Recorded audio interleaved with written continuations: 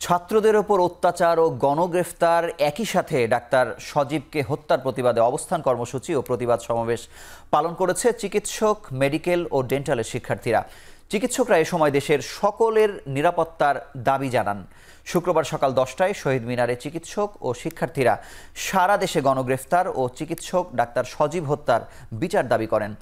সকল ছাত্রছাত্রী, চিকিৎসক ও সাধারণ মানুষের নিরাপত্তা চান। এছাড়াও যে পুলিশদের গুলিতে ছাত্রছাত্রী মারা গেছে তাদের শাস্তির দাবি করেন উপস্থিত চিকিৎসকরা। সকল মেডিকেল ও ডেন্টালের শিক্ষার্থী ও চিকিৎসকরা চলমান আন্দোলনের 9 দফা দাবির সঙ্গে একাত্মতা পোষণ করেন।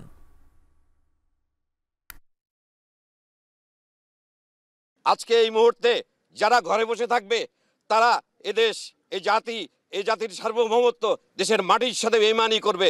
নাগরিক হিসাবে আমরা এই জিনিসটা দেখব, এটা কোনোদিনও আমরা চিন্তা করতে পারি না। একজন সচেতন নাগরিক হিসাবে আমি যখন দেখতে পেলাম আমার সমাজ আজকে ক্ষত বিক্ষত, আমার জাতি আজকে ক্ষত বিক্ষত, সাধারণ ছাত্র ছাত্রী, সাধারণ জনতা আজকে গুলিবিদ্ধ, মৃত, আহত, সমগ্র জাতি আজকে এই ভারাক্রান্ত হৃদয় নিয়ে দিন অতিবাহিত করতেছি।